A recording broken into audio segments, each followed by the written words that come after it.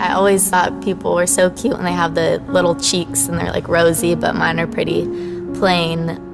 If I was gonna change one feature about my face, I would say that I would want fuller lips. I'm definitely a person that looks tired when I'm tired, and when people say that, I immediately am like, oh man. I'm starting to already get little crow's feet and stuff, which like my mom has, so yeah. I'm a forensic artist. I was trained at the FBI Academy in 1993 in composite art. Worked for the San Jose Police Department as the police artist from 1995 to 2011. We didn't really know what we were doing, so that was nerve-wracking for everyone. I showed up to a place I'd never been and walked into this big warehouse, and at the very end, there was a guy with his back to me with a drafting board. I had a curtain separating me so that I don't see him. We'll begin.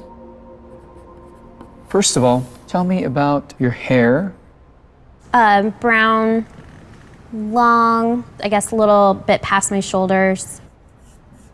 Your jaw. My mom told me I had a big jaw. Yeah, they're brown eyebrows, dark brown eyebrows. Okay. I didn't know what he was doing, but then I could tell after several questions that he was drawing me.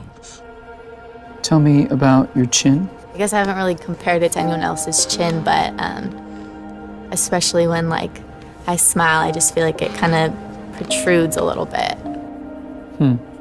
What would be your most prominent feature? I kind of have a fat, rounder face. The older I've gotten, the more freckles I've gotten.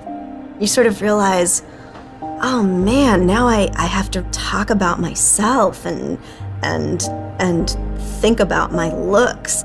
I'm 40, so I'm starting to get a little bit of the crow's feet thing going on. Once I get a sketch, I say thank you very much, and then they leave. I don't see them. I still didn't know. All I had been told before the sketch was to get friendly with this other woman, Chloe. Today I'm going to ask you some questions about a person you met earlier, and I'm going to ask you some general questions about their face. She was thin, so you could see her cheekbones. And her chin was a nice, thin chin. The women were really critical about moles or scars or things like that, and yet they were describing just a normal, beautiful person. She had nice eyes. They lit up when she spoke and were very expressive. The length of the nose, what is that like? Short. Short. Yeah, cute nose. Her face was fairly thin. She had blue eyes, very nice blue eyes. Okay.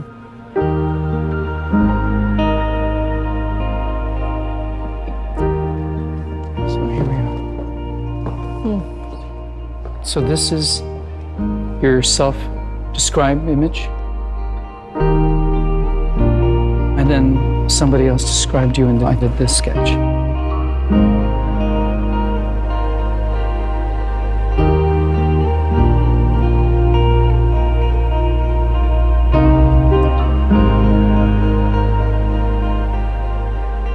I have this whole thing about having dark circles and crow's feet around my eyes, and that was not part of the sketch at all that the stranger did. The stranger's was a little more like gentle.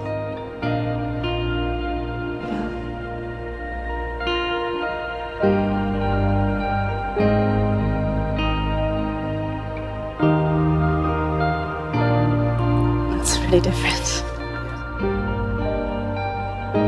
Which is very strange.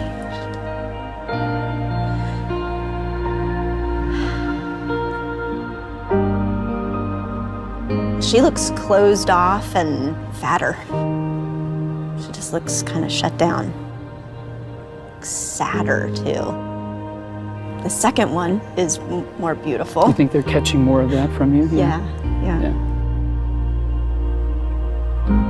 She looks more open and friendly and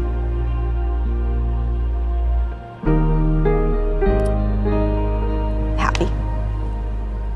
I've come a long way in how I see myself, but I think I still have some way to go.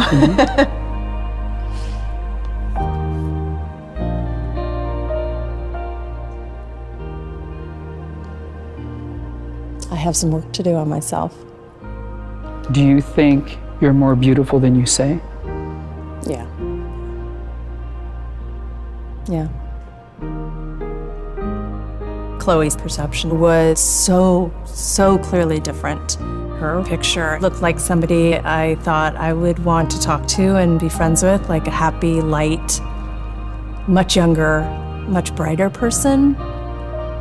It's troubling. I should be more grateful of my natural beauty. It impacts the choices and the friends that we make, the jobs we apply for, how we treat our children.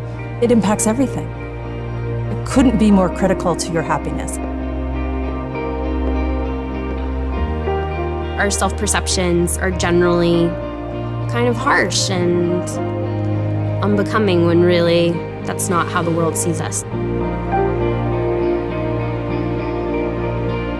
We spend a lot of time as women analyzing and trying to fix the things that aren't quite right, and we should spend more time appreciating the things that we do like.